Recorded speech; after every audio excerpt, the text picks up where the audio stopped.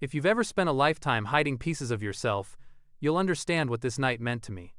Because sometimes, a costume isn't a disguise, it's the first time you meet who you really are. Let me tell you about the Feminine Divas Society. I joined them only a month ago, 32 days, to be exact. I've counted every single one. But tonight was different. Tonight was the big event, the Feminine Divas Halloween Red Carpet Special, where everyone brings their most daring expression of self, where courage isn't just welcomed, it's required. 10 of us, one red carpet, one question hanging in the perfumed air. Who would truly embody their feminine spirit tonight? I had my answer waiting at home in a garment bag. And what I chose to wear? Well, no one saw it coming. Not even me. At the office, I watched the seconds hand crawl around the face of the clock like it was wading through honey. I love my job, I really do. Mostly because it pays for the dresses I haven't had the courage to wear yet. But that day, work was just an obstacle between me and the moment I'd been preparing for all month. Finally 5 o'clock arrived. I practically flew out of that building. The drive home was torture in its own right. My hands tapped against the steering wheel at every red light. My mind raced through 1,000 scenarios. The dress bag was waiting at home, hanging on the back of my bedroom door like a secret calling my name. I parked in the driveway and just sat there for a moment, staring at my house. Behind that door was everything I needed to transform. To step into the version of myself I'd been sketching in the margins of my life for years.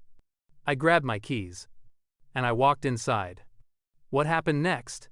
Well, you'll have to wait just a little longer to hear about that.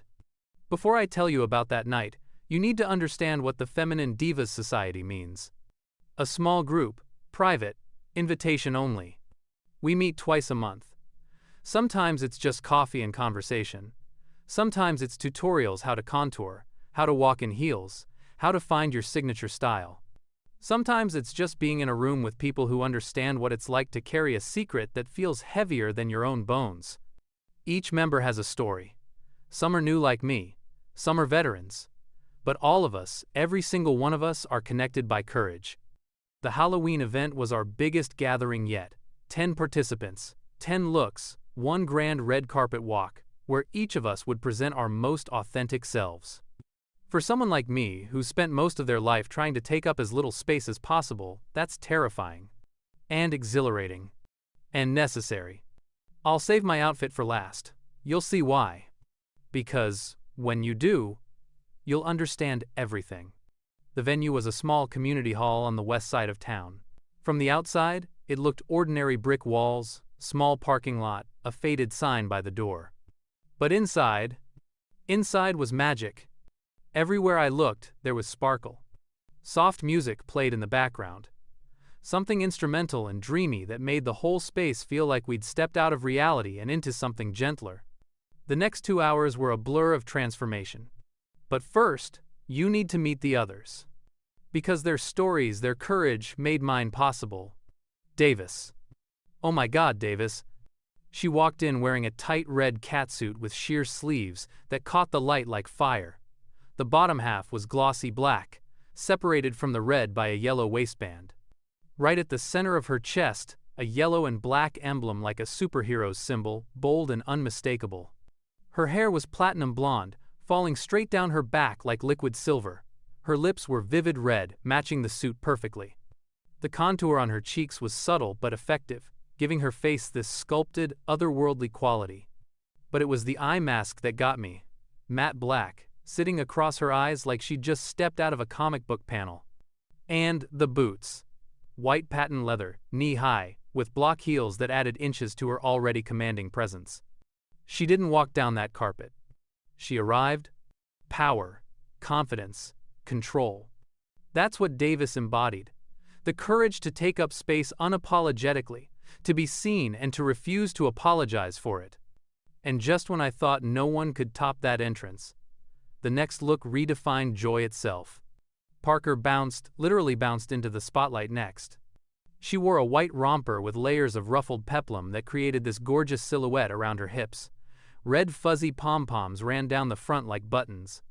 The neckline was trimmed with red piping, and the sleeves were off-shoulder puffs with short ruffle cuffs that gave her this innocent, playful energy. Sheer white thigh-high stockings. Transparent platform heels that caught the light with every step.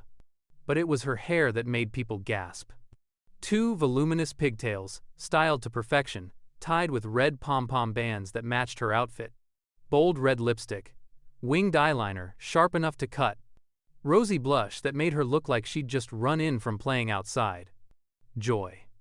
That's what Parker radiated. Pure, unfiltered joy. Her laughter filled the room as she twirled, and for a moment, everyone else was laughing too. She made happiness look easy. But the laughter faded when Mitchell stepped up because some looks don't play. They mesmerize. Pink. So much pink.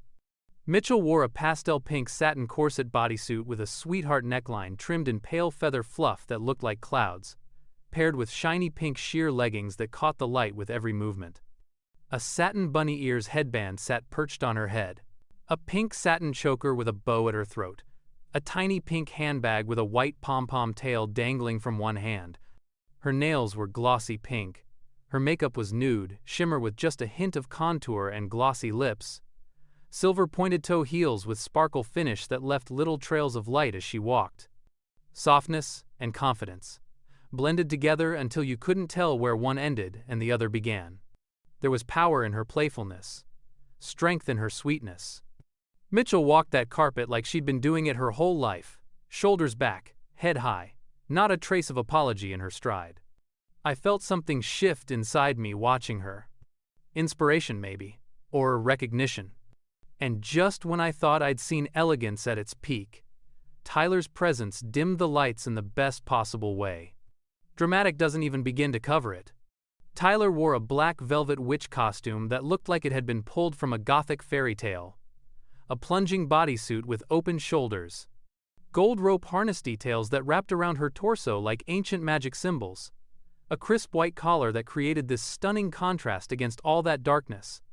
And the overskirt. A long black satin piece with a flame orange gradient at the hem, like she'd dipped the edges in fire.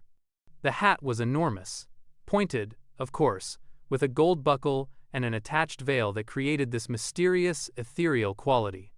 Her makeup was neutral, warm contour, nude lips which somehow made the whole look even more striking. Black eyeliner. Black stilettos. Mystery. Control. Power. Tyler didn't need a spell. Her presence was enough. And then, as if rebellion itself had taken human form, Austin stepped forward. Austin wore faith like a question mark. A fitted black mini dress styled like a nun's habit, white chest panel, gold trim, a vertical black ribbon cross motif that ran down the center. Long black gloves that extended past her elbows, a black miniskirt with side slits, white thigh-high stockings featuring vertical black crosses, black stiletto heels that clicked with holy defiance. Her hair was long and sleek black, visible under a white and black headband that mimicked a traditional habit. Bold eyeliner, nude lip, subtle highlight that made her skin look luminous. Rebellion and reflection. Austin's silence spoke the loudest. She didn't smile, didn't wave, just walked that carpet with this quiet intensity that made you want to confess sins you hadn't even committed yet. I saw myself in her. The struggle to balance guilt and grace. To reconcile the parts of ourselves that religion told us were wrong with the truth we feel in our bones. But what came next wasn't silence. It was fire, literally. Jordan strode onto that carpet like she was walking into a burning building to save lives. A tight black faux leather romper with a red zipper front. Neon yellow reflective stripes at the chest and wrists that caught the spotlight like warning signals. Red suspenders with silver buckles. A red firefighter hat labeled Fire Chief sat at an angle on her head. Her makeup was bronzed perfection. Warm highlighter. Glossy pink lips. Skin that looked like it had been kissed by summer. And the boots. Thigh-high black leather with this gorgeous slouch effect. She struck a power pose at the end of the carpet, hands on hips, chin up, one leg forward, and someone in the crowd actually cheered. Yes, Chief. Strength wrapped in style. And as the embers of applause settled, the next look brought calm a healer among divas. After all that fire and rebellion and power, Levi was a breath of peace. A short black nurse dress with red piping, zip front bodice, a red belt with a white cross emblem at the waist, a matching black nurse cap with a red cross perched perfectly on her head, black thigh-high stockings, black pointed heels. Her makeup was soft, smoky eyes, coral lipstick, neatly arched brows. Care and compassion in black and red. Levi walked that carpet with this serene grace that made the room quiet down instinctively, like we all collectively decided to just breathe for a moment. She dressed like she could heal the parts of us we hide, the wounds we don't talk about, the hurts that don't show up on X-rays. And when the next diva emerged, it was nature herself, reclaiming her spotlight. Owen emerged from the darkness like something that had been growing in secret, waiting for the perfect moment to bloom. A deep green sheer mesh bodysuit with an attached transparent cape covered in ivy leaves and vines. Sheer long sleeves. Ivy accents across the chest and hips that seemed to move with her breath. Her hair was red, vibrant, vivid red styled in soft curls with a small leafy crown nestled in the waves. Green eyeshadow that blended into shimmer, winged eyeliner, red glossy lips, dewy skin that looked like morning dew on petals. Black pointed pumps. Enchanting, vivid, alive. Every step Owen took felt like nature reclaiming its space. Like the earth itself had decided to walk among us for one night. I felt my heart flutter watching her. Not from attraction, exactly, but from recognition. But the night wasn't done weaving poetry, because Connor was about to redefine beauty in black. Connor stepped into the light wearing darkness like a love letter. A layered asymmetrical black dress with a ruffled neckline, puff sleeves. A black waist belt with a gold buckle that cinched the silhouette perfectly. Fishnet tights. Black high heels. Black lace gloves that extended past the wrists. A black floral crown that looked like it had been woven from midnight itself. His makeup was understated elegance. Matte foundation. Mauve lipstick. Subtle dark eyeshadow. Long, straight dark hair. He walked with this relaxed, elegant stance. No dramatic poses, no big gestures. Just presence. Elegance with melancholy. Connor wore darkness like poetry, delicate but commanding. And then, it was my turn, the moment I'd been both dreading and dreaming of. My hands trembled against the fur cuffs. I could feel every heartbeat echoing through the silence. For once, fear didn't feel like an enemy, it felt like proof that I was alive. My legs forgot how to work. I stood at the entrance to the red carpet, and suddenly everything felt too bright, too loud, too real. 9 incredible divas stood at the end of that crimson path. 9 people who had just borne their souls through fabric and makeup and sheer courage. And now it was my turn. The music swelled, the same empowering beat that had carried everyone else down the carpet. I took a breath, and I stepped into the light. I wore a short black faux leather mini dress with a gray-brown faux fur front panel, a matching fur hood with wolf ears perched on top, fur wrist cuffs. Tall fur leg warmers that created this wild, untamed silhouette. A tail visible behind me. My makeup was warm bronzer, glossy lips, smoky eyes that I'd spent an hour perfecting. My medium-length dark hair was visible under the hood. Black pointed heels that I'd practiced walking in for days leading up to this moment. I am a wolf. That's what I wanted to say with this look. Not a domestic animal. Not something tame or expected. A wolf. Fierce, loyal, misunderstood. Something that spent too long hiding in the shadows, watching civilization from a distance, wondering if there's a place for creatures like me in the carefully constructed world of polite society. I walked that carpet. One step, then another. The room was silent. Not the uncomfortable silence of judgment. Something else, something I couldn't quite read. My heart pounded so hard I was sure everyone could hear it. The spotlight felt like a physical weight on my shoulders. But I kept walking.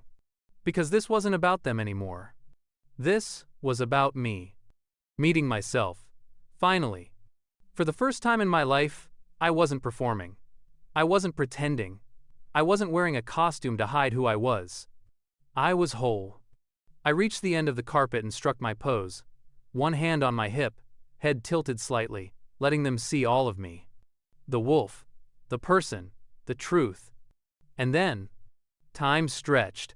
Seconds felt like hours. And I wondered, had I gone too far? Or finally far enough? And then I saw a reflection in someone's eyes. Not judgment, not confusion, recognition. Like the room had seen my truth and decided to love it anyway. To the Gender Diary family, thank you. Thank you for creating a world where differences don't just exist, they shine. Where courage isn't just welcomed, it's celebrated. And to you, watching this right now, I want to ask you something. Which look captured your heart tonight? Was it Davis's superhero strength, Parker's joyful rebellion, Mitchell's soft confidence, Tyler's mysterious power, Austin's holy defiance, Jordan's fierce grace, Levi's gentle care, Owen's wild beauty, Connor's quiet poetry? Or maybe it was the wolf. Drop your favorite in the comments below. I want to hear which story spoke to you. And before you go, please hit that subscribe button and join the Gender Diary family. Because these stories, they don't end here. There are more nights like this one, more transformations, more moments of becoming. Because tonight, a costume wasn't a disguise, it was the mirror that finally told the truth. Remember, every costume hides a story. But every story hides a truth. Maybe tonight, you found yours. The end. The Gender Diary exists to light that path with shared stories. Whether you found connection in this narrative, you're on your own journey of gender exploration, or you're here seeking understanding, your subscription fuels our mission. Every subscriber empowers us to keep illuminating these authentic experiences for our community. Kindly drop a comment below. Your voice adds to the tapestry of experiences that makes this space meaningful. Until our next story unfolds.